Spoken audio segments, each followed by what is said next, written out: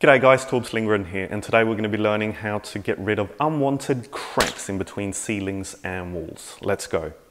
Homes naturally settle as they age, which can create crevices in the walls and ceilings, typically above doors and windows, as well as in corners. Temperature or moisture fluctuations in and around the home often causes the expansion or contraction of the framing, especially in a case like this where two different structures meet one another, drywall and concrete.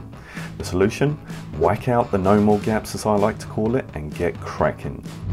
First, cut out any loose pieces that you see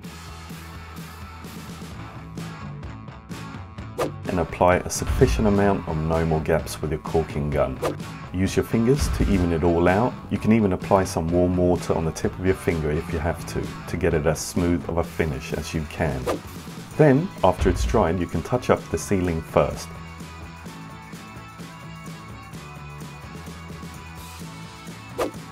And once that's dried, you can cut in the wall section and voila, the cracks are all but a distant and faded memory. And there we are, job